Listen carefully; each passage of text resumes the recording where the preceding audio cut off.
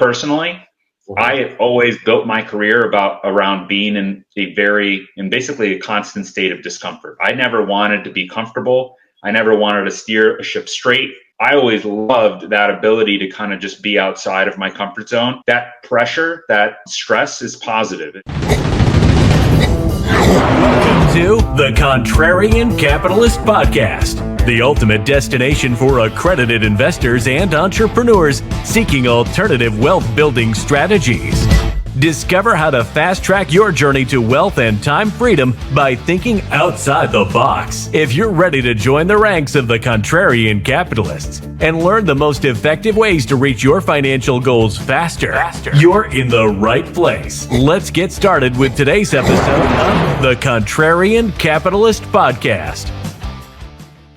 Thank you once again for tuning in another episode of the Contrarian Capitalist Podcast. I'm your host and your favorite silverback, Sylvania Harrod. And on today's episode, I wanted to bring to you somebody that I consider part of the Ugly Truth series. You know, like you would ask me before to find individuals that are actually out there in the jungle, who have made the transition from corporate into the jungle. And by chance of just great people in my network, I got an opportunity to connect with Francisco, who's on this episode. So we're going to dig in, jump around, get a little messy, and just have fun about the journey of life. So, Francisco, thanks for coming on the show, my friend. Absolutely. Thanks for having me. I'm excited. Yeah. So if you don't mind, just give people a little information about your background. As I told you before, this is unstructured. Run as far and as fast as you want to, and then we'll just get in there to help the audience. I'll give you a kind of high level view of me, but I'll also go a little bit deeper than the 50,000 foot view, just because I think it's useful to get that context. My parents are immigrants, right? So I'm a Cuban American, first person born in my family here in the United States, born in Miami, Florida. From childhood was kind of given, American dream, go. So that was my equation. Go to school, do your best, work hard, get a job, do what you got to do to kind of climb that corporate ladder or whatever ladder it is that's in front of you. Go back to school, continue to learn and educate yourself and really just do that until you retire and peace out. And so it's interesting because I did follow that equation for my entire life, right? I went to school, I went to undergrad, I got a job, 2 years before I even graduated from undergrad, jumped into the workforce full time after I graduated, got my MBA, 5 or 6 years in, started working on that and climbed that corporate ladder right from, my first days as an associate financial analyst at Johnson & Johnson, the world's largest and most diversified healthcare company in the world. And then, my last corporate role was I was one of the heads of corporate development at Johnson & Johnson, specifically responsible for Latin America. I'd also held roles where I was a global director of M&A and corporate development, buying and growing, the company inorganically. And, the interesting thing was I kind of jumped off that ladder and didn't continue, right, to follow that equation all the way through retirement, which is a really easy thing to do, right? When you climb that ladder, you can get real comfortable real fast. And so right now I consider myself kind of, I wouldn't say ex-corporate, I'm corporately trained, right? I got the best of the best out of that experience. It was an amazing experience to refine my skills, but now I've kind of stepped outside of that sandbox, that corporate sandbox. And as more of an entrepreneur, right, I manage my own consulting portfolio to serve others. And for me, it was an amazing kind of journey from learning and helping one company grow and to be, the biggest and continue to be the best in its industry field, to saying, you know what, my why, right, as a person is to serve other people. Yeah. And as much as I could enjoy for myself learning and doing that with one company, it's been fantastic to be able to kind of step outside of that realm and basically build my own businesses, my own path forward, and to serve people exactly the way that I'd love to serve people. What's unique about something that you said was you went from like being at a place where you're growing in the organization and you're learning and you're corporately trained. And I actually found that as a tactical advantage. It's really weird, especially in my profession, which was technology sales. We were one of the very few people who were measured like weekly, monthly, daily. And all your people around you knew that. And while I was going through it, I didn't realize the value it provided until I started consulting other companies. And I found that the difference between a company that can get to a place of excellence, like a Johnson & Johnson or an Amazon, versus those that don't, is because they have business systems. And seeing those systems and being conditioned by those systems made it very prevalent and very obvious when I went and saw other companies. And I'm like, you have no process? You have 2 customers that are doing everything for you? Man, you're sitting on a house of cards. So like, tell me some of those corporate trained items that seemed like they were mundane and nonchalant inside of like Johnson & Johnson that now you see were so valuable to other small businesses as you're going through right now. Yeah, you hit it. So I always kind of make it real simple, right? There's purpose, right? What is it that you're trying to do? What is the company trying to achieve? That's usually pretty easy, right? Like you've got customers, you've got patients, you're trying to, address some sort of real tangible unmet need. Then there's process and then there's profit, right? So those 3 Ps are kind of how I start the conversation. And you hit it right on the head, right? I think in my experience, business owners in general undervalue how critically important a consistent, fundamentally driven process is, right? I was talking with somebody the other day and we were talking about, fundamentals, right? This isn't like your crazy outside the box moves that you're making based on short-term trends or things that are fads. Like 80-90% of what a good business does is fairly boring, right? It's very consistent, it's predictable, but with consistency, it's important. So, for me, I was a graduate from Johnson & Johnson's Financial Leadership Development Program. I believe the program was also, ultimately inspired by GE's kind of financial leadership development programming, right? Where I came in and from the get-go, I had, 4 years as an undergrad of tremendous academic kind of perspective, right? Like I understood theory, I understood concepts. I didn't have any real world experience. And so it was interesting because that leadership development programming, I did it throughout my career, right? I did it early on. I did it as I was, in management and beyond. But the key thing for me was, and you're right, I kind of underappreciated it for a little while. But in retrospect, what was important was I was taught, in these environments about the importance of having, great financial discipline, great processes. For me, I'm an individual that would write out my SOPs, write my standard operating procedures, how I got things done. It was important too, because if I wanted to move on to another role, I needed somebody to be able to step into that role seamlessly. So by having those processes written out and having playbooks, which I've always had for myself, is here's how I'm able to deliver. Also, the secret sauce is always going to be there, but 80% of what you're doing should be fairly teachable. And what I'd ultimately find was, hey, I could actually move and grow and continue to pursue new, more challenging things if I had that process under my belt. The company would hire, at Johnson & Johnson, I had some of the best speakers of the world, right? Teaching me those soft skills of how do you communicate? How do you plant ideas like a seed, in someone's mind so that they can understand it? How do you tell stories to make what you're ultimately trying to achieve more approachable? So long story short is that without, all those different layers, and I kind of always go back to, it's an onion, right? There's a lot of layers of process and perspective. You're not going to be able to navigate as seamlessly all the complexity and all the challenge that's going to come from the world, business in general. And then also, more importantly, if you're growing your own business, just trying to do that independently without as much accountability, to lean on. So I could go into little things in detail, but the one thing I did say for myself and also for others, and something that my old corporate colleagues would hear me say all the time, and they joke around, they're like, Francisco's got a little bit of HR in him, because I would say, hey, we're spending months and months and months every single year business planning, doing strategic plans for the business. How are we going to be competitive? The bar is always going to be raised higher and higher. One of the CEOs that I grew up with early in my career, he had a saying, right? Pleased but never satisfied, right?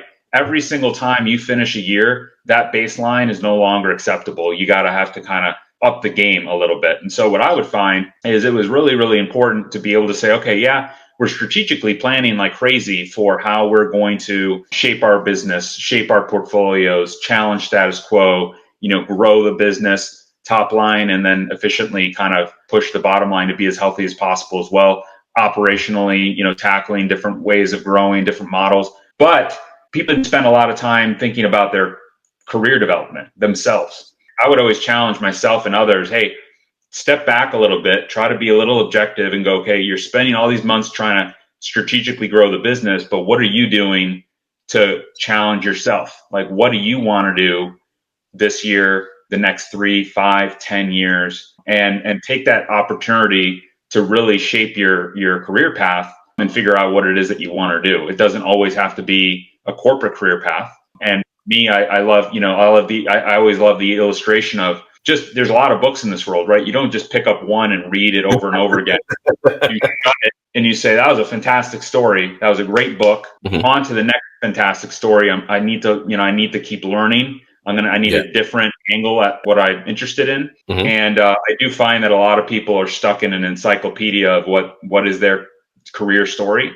And it's one seamless end-to-end story. And in the past, that may have been okay, having 40 years, 50 years at one place. And kudos to those that can actually do that. But I view it as like, nowadays, it's more about having a really strong chapter, close that chapter, move on to the next. But going back to your point on process, you have to really think systematically about everything you're doing, where you're putting your time. And I think you just are trained instinctively to think that way in a corporate environment. And it's going to serve you well in really anything you're doing. I completely agree with you, because when I think about even my calendar today is very much similar to what it was a year ago. I still mentally think about things like a couple weeks in advance, and I just map out, like I go into the month and like, okay, what are the key pillars I need to put in there? What are the measurables I need to update? And so like, as I look at my team, I'm sharing the same thing I was sharing before. The only difference is that like, I just have more time freedom than what I had before to do the thing. So like this morning I was sitting there and I was just in a creative mood. So it's like the creative juices are flowing, things are there. So I just went, I'm like, all right, I got music going, things happening, and I'm just knocking out different pieces of articles or things for different clients that was there because I was in the zone. And so like that happened and I realized I was like, oh, this needs to be more structured into my calendar. So now I'm looking through my calendar and I'm going like, all right, this block of window, let's see if we can do it twice a week. It's like, okay, this is the standard of where things are at. Let me see if I can implement that more, because that creative helps set the tone for the rest of the day. And I think it's so beautiful just thinking about those items as you were describing. And so sometimes I find that like when I talk to people in the audience, and because I'm always looking at two-way communication channels, because I don't want to just be sitting here talking at a wall, like I like talking and engaging. So I'll do outreach. I'll reach out to people that are listening to the show. And one of the things that I find is that sometimes people struggle with what you described as far as the encyclopedia, because now they're being inundated with advertisements. You go on YouTube, everybody's telling you how I can go through and make $1 gajillion in 10 minutes of my sleep, but nobody actually shares the other side of what it takes to get to the moment that you're doing things in your sleep. And so I know in your job in mergers and acquisition, you were looking at companies constantly. You were evaluating these different companies. And so what would you say was like the critical skill that you saw? Like if you had to identify like one skill in kind of the good or the bad, if there's more, that's up to you. But I'm just curious, like what's the consistent thing you saw in the people that were making things happen versus those who were just barely getting by? That's actually easy. So yeah, you're right. I mean, in my career, my job was to grow a nearly $100 billion company, right? You can't do that organically. You have to do that inorganically and organically. But ultimately spent a lot of time with, teams of experts alongside myself, just examining and doing deep diligence, right? Strategic, financial, technical diligence on hundreds and hundreds of companies, boiling the ocean at any given point in time, just trying to really find the right opportunities. And what I found the best companies did consistently was they had process, right? They had that really strict process, but part of their process was not to reinvent the wheel. I found that if you surround yourself with experts that are extremely, and they could be really niche, really specialized experts, but if you surround yourself with a village of people that know what they do inside and out, that can do it in their sleep, that have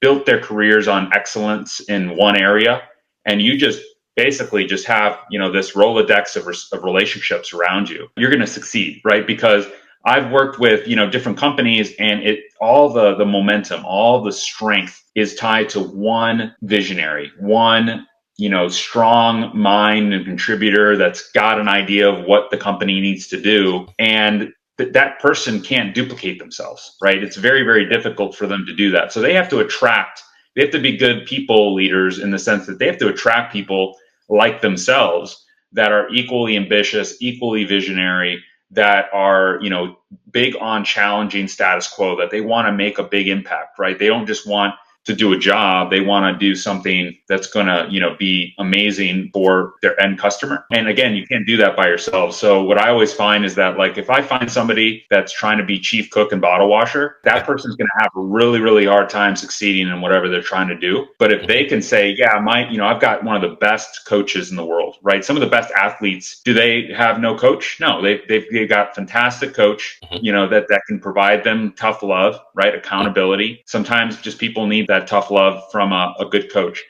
Somebody that's a fantastic marketer, somebody that's a fantastic, advertiser, somebody that's like me, kind of like, I've got a finance, accounting, economics background. I'm the numbers guy. I'm the detective. I'm the forensic guy in the background, really focused in on, do you know your numbers or not? And if you do know your numbers, then you're also going to be in a position. So for me, the short answer is, you got to have those people around you. And yeah, you've got sometimes to invest in those relationships, both in terms of time. I think that's the most expensive investment is, you're going to have to put time into making sure that you're on the same page in what you're trying to achieve. But also, oftentimes, these are people that are running businesses, and you've got to invest and see the value that they're delivering to the table and see that as an investment that's not short term, but long term. As you're investing in your business via time, via outsourcing, some things to experts, getting that critical strategic advice from other people, being humble and welcoming that input. As you're doing all those things, you're operating in a way that in the long run, you're gonna probably be at a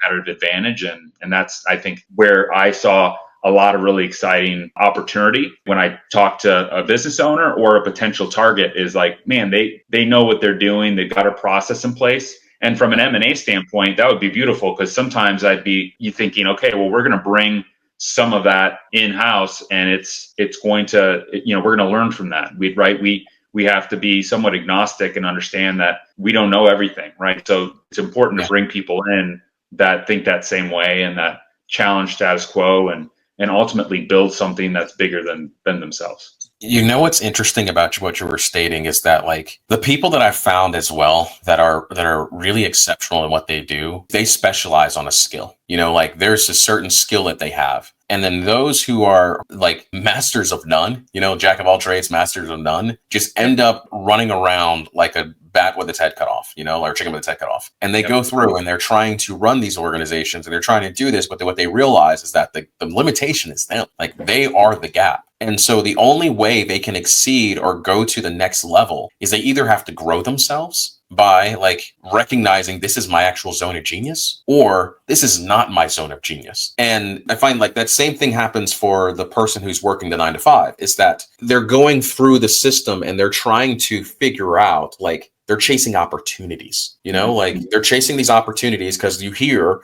oh my goodness, guess what's happening with AI is the next thing. So you need to create an AI business and go in an AI route. Or you need to go through and you need to feel like, I remember like 10 years ago, it was like, everybody needs to build a Facebook ads agency. You need to build this agency because it's the next thing. Or you need to buy short-term rentals because it's so exciting, but then you're starting to realize legislation's starting to lock down. Or you go in and you're like, actually, I really don't like hospitality, But hearing you share, like, you going from, I'm going to guess, and you can correct me if I'm wrong, you've probably always loved numbers, like, and so, like, having a very systemized, I'd be very surprised in life if you weren't already systemized into what you do from an efficiency perspective. And it's amazing seeing, like, you're just doing who you already are, Yeah. And so, like, how did you get to that place of comfort, of just, like, self-acceptance of, like, this is who I am. I'm not trying to do all these other things because that's not who I am, but rather, like, the business that you're doing right now in your consultancy is just another expression of who you are. How did you get to that place? Yeah, it takes time, right? So there's kind of a couple things. One is, if you're constantly out there trying to figure out what you're, like, have other people basically define you, right? Like, the folks that are out there chasing after fads, chasing after things, it may be purely because those fads are lucrative, right? Like, oh man, I want to chase after that wave of potential, profit, right? That's out there if I catch this wave just right. And there's always going to be those waves out there. For me, that's I've always been raised. I think part of it is that, some people are raised to just make sure that they're stepping back and reflecting on like, what is it that they actually are passionate about? So sometimes, regardless of what those waves of opportunity look like, for me, I was raised, from like I said, by parents that were immigrants that came to this country, that are, that escapism came to, to the United States, and they had, freedom right at their fingertips. And they taught me, take full advantage of that, but don't chase. I was never raised to chase after numbers. I was always raised to say, hey, if you do what you're most passionate about as an individual, what you do really well, what resonates with you, what comes across is not so much a job, but a passion, the profit, the financial upside, right? The good from that perspective will come, right? If you're chasing after the numbers, it's a different story altogether. That was actually one of the reasons I was attracted to J&J, is that historically they've had this, credo that they've got plastered on every single wall. And it's, hey, we got to focus on the patient, the customer, the doctor, right? This is a healthcare company. Then the employee is important. Then the community is super important. And then last is shareholder, wealth maximization, right? And profit. And so the equation was reversed. A lot of companies flip that on its head and go, man, we have to do whatever we can to have the best numbers possible. And so it's a really complicated answer to some degree, because there's a lot of layers to discovering, what I'm passionate about. But ultimately, it does take time to sit back and reflect. And it also, like I said, you can't do it by yourself. Sometimes you have to have your parents, your friends, mentors spend enough time with you to kind of point you and say, whether or not you recognize this, you're really good at this. This is your superpower. You've got an ability to do X, Y, and Z. And when you get that feedback and intentionally want to deploy it and integrate it into whatever you're doing, then it's going to allow you to say, yep, I got to dig deep on this one area I'm really good at. And you kind of can find your niche and kind of roll from there. But if you're in the dark, right, and like you said, you're kind of a master of none, it's really hard to navigate, right? When you're kind of like left, I love the deep sea fish, right? If you're in the open ocean and you don't have a plan of, well, this is where I'm going to go, this is what I'm going to do, this is how I'm going to get back, pretty difficult. I always say, if you're in the dark, that's because you just don't have a roadmap. You don't have something lighting your way, allowing you to get to where you want to be. But the contrast between dark and light, right, having something to aim towards is huge. And so, I could go on about me, but I can say that I figured out what I love to do. And it actually really didn't, it's interesting. It really didn't have to do as much with numbers. Numbers is just something that I enjoy doing. Financials is the lifeblood of a business. If you don't know your numbers, if you don't have somebody that's as passionate about the nerdy, financial process as I am, that's something I recommend to people. Find that person for your business. Find me to infuse into that process so that you get a little bit of financial discipline deployed into your business. But the key thing is, for me, my why was always, how do I serve people, and how do I engage with people? And in business, the finance person has a seat at the table from the very beginning. Absolutely. And so what was cool for me was that throughout my whole career, the best way for me to serve my team or to actually serve the business was to be exposed to, what are we trying to achieve, right? The strategy. And so, being that finance person, no matter how low level I started, right, at a company, you always could hear, the leadership saying, hey, here's what we're trying to do. Here's how we want to operate. And then you could figure out, how do you contribute to that? And so for me as an individual, I contributed to that by extremely mindful of, let's champion this mission, right? Let's make sure people understand what they're doing contributes to a bigger goal. And also, no role is too small, right? As a finance person, I managed, all the financials and the accounting, and helped close the books early on in my career. But I also was like, hey, I would say, is this investment disconnected from what I'm hearing senior leaders want to actually do? Is this kind of dilutive, or is it value creating for where we're trying to go? And so you have to really, again, make sure that you're connecting the dots to your passion, to your expertise, to, everything that you're doing. Otherwise, again, it's going to be really, really difficult to kind of find that friction and that traction and see that progress. So what's unique about what you were saying, like as I package that, is that you chase what's chasing you. So like if you think about it, like I don't have to force you to want to engage in business or learn about business. You don't have to force yourself to do that because you're constantly learning who you are, you know? And so as you look at that process and you go through it, it allows you to say, okay, this is just my jam. I've labeled for the audience that retirement is the day when you stop doing the thing that you tolerate and you start embracing the thing that you love. And you get to just like dig into that like day by day by day. Like for myself, I love connecting with people. You know, like I love nothing more than learning about a new person, learning who they are as a person, you know, like not a human doing, but a human being. Like, who do you choose to be? Why are you the way that you are? Let me learn about your biography. Let me learn about those moments. And I will tell you, you have a competitive advantage versus anybody else. People don't understand the amount of like extra oomph you have when you're first generation, especially as an immigrant, because you have perspective. You get some of the best people and most driven people I've ever met in my life were immigrants, because they're especially first generation, because they came here and they're like, hold up. You're telling me I have all of this? This is the opportunity. Can you guys not see this? And I share, like, you go around other countries and you realize there's one commonality in the entire world. Like, people will have not running water in countries, but they all have Facebook. They all have phones. And this little device is the most amazing thing, because I'm in my house. I went from secret reader, wearing my Stitch costume, to walking in here, having a conversation with you. And the beautiful thing is that like we're able to build connection with people I would have never had the opportunity 20 years ago. Because if they weren't in your immediate circle, you couldn't do it, you know? So it's fascinating seeing those things. And now we get to like the technology is evolving at such a pace that we get access to information that we never had before. So like meeting people is so much easier, but you have to know who you are before you can do that. And that's the real journey, is like, let me learn who I am. Like, what are the things I love to do? And then let me just surround myself with people that love doing those things, you know? And so for those of you that are out there that are like, guess what? I'm not a financial numbers person. Find somebody with a level of passion. Like, I've learned really quickly, in order to scale and really have the ultimate time freedom, identify the things you strongly dislike, and then put somebody in place that loves doing what you hate. And it makes things so much easier, because that person comes along and they're just like, man, I love reading over tax law. I go, please and thank you. But they're like, I hate public speaking. Well, then let me show up and do that. I'll speak all over the world on anything, on any topic in a moment's notice. You don't even have to prep me. Just give me a microphone. Tell me who the audience is. That's it. But I know plenty of, like, it's the biggest fear in the world is actually public speaking, you know, like, so like listening to that, like identifying who you are, and then surround yourself with people who love doing the things you strongly dislike.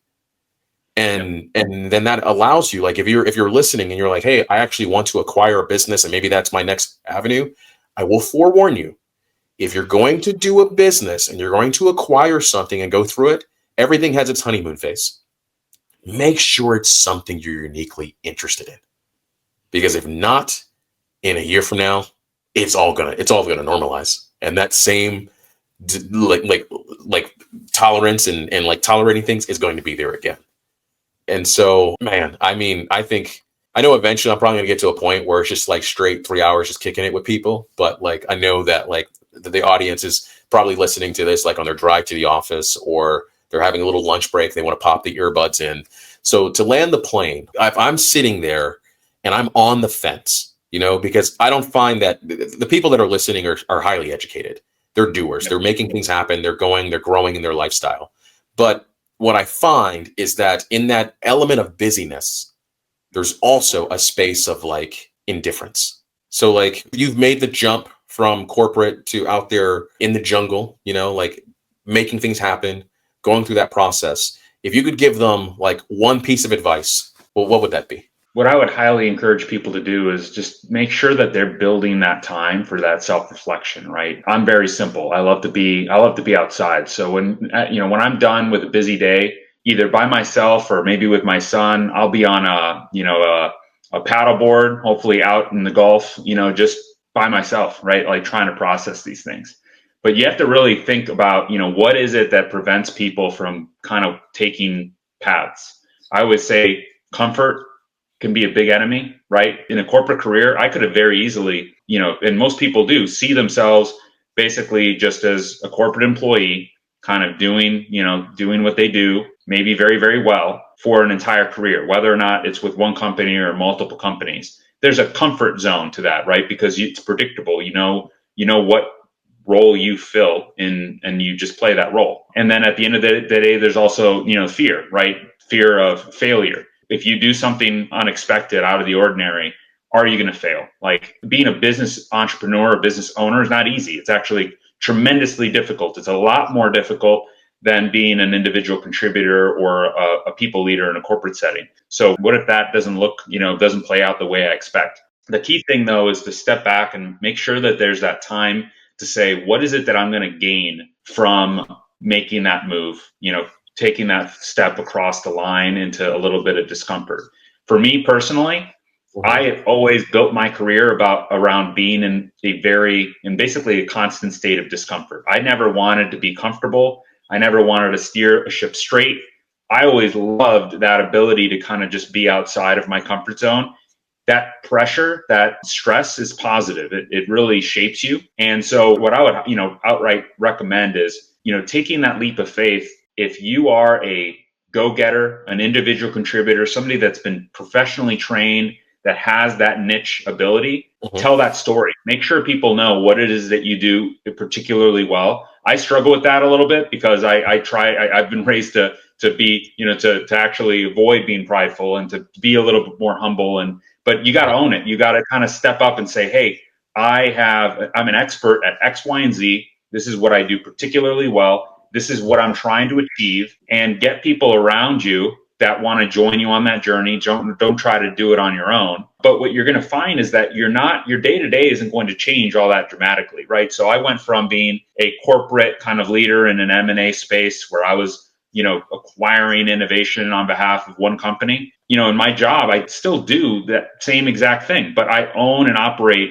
my own life science consultancy, right? I own and operate as a strategic partner a cost optimization firm that serves people with their financial operations to improve their profitability. I do those things that I've done throughout my career very, very well. But what I gained was, I know I can do it. I have that confidence. But now, guess what? I don't have various layers of bureaucracy or various layers of governance that I have to manage, right? I don't have as much approval, process that I have to worry about. It ultimately lands on my shoulders. If I think I'm moving in a direction that lines up with my vision and my mission for serving others with what I do, I'm going to take that path forward. At the same time, work-life balance is a big, big piece that comes into play, right? I struggle with that concept of work-life balance, right? I ultimately look at it as simply a pie graph, and for me, I would constantly, take snapshots of where I thought my pie graph was. Is the vast majority of it work? And then maybe there's a sliver for friendships, sliver for community, sliver for family. That's a pretty, scary imbalance. So I wouldn't say, you can't get a perfect balance at all times, but when you step outside of, that corporate environment and you can really say, hey, here's what I care for and love and prioritize most, it makes it that much easier for you to say, okay, here's work. And I know that because I'm disciplined about what I'm doing, I can put a pin in work for a moment and I can go and spend time with my community. I can go and spend time with my son, go to a field trip with him. Last year, I taught an ultimate Frisbee class. I had a friend of mine that was a hippie from Colorado in undergrad that he loved to play Frisbee. And I was constantly playing ultimate with him in college. And I was like, you know what? I can carve out time every single week. It was every Friday. I'd carve out about 2 hours. Hey, I'm going to go teach some kids about ultimate Frisbee and kind of get, and that was a win-win for both the kids and for myself. But you can't do that as easily when you're in a 9-to-5 because you're constantly actually disillusioned that it actually is a 9-to-5. A lot of people work way more than 9-to-5. They're working 6 to 8. And if you were to ask my wife, I would constantly be getting messages on my phone and I would be locked into work at 10 o'clock at night. When you're your own boss, right? When you're your own leader, you're not doing anything differently. You just have to look yourself in the mirror every day and say, I can't blame anyone but myself for how I allocate my time and what I do. And at the end of the day, that's extremely freeing. because you're gonna have the ability to, if you do good work, you can continue doing good work. But now you've got the ability to, basically take your time back. The last thing I would say is there is no timeline. I've learned that 15 years into my career. Some people discover this after they've retired, or maybe they retired early, and they're like, hey, I'm 55, I'm 60, and all of a sudden they realize that they want to do something for themselves. Try to figure out where that line is as soon as possible in your career. Because I argue that the first 15 years of my career were amazing. That's where I got a lot of confidence, and I built an incredible portfolio of experiences that allowed me to know, yep, I can go and serve others really well and be a great business partner to many, many companies. And I can do that without any imposter syndrome behind me, right? It's a fact. It's fact-based, it's data-based. I can go after that. Figure out where that is. When you're 30, when you're 35, when you're 40, draw that line and don't wait until you've basically given all of your best energy towards, that corporate path. Because the world is constantly changing. So, whatever you draw that path, it's going to be a fun challenge. Embrace it right there and then. Don't look back, just step forward. And you're going to find people in this world that get exactly what you're doing. And also, believe it or not, people are watching. So people will go, oh man, I wish I could do that. And and anyone could. But now you've got a really cool element of your story that you also need to have a responsibility for telling.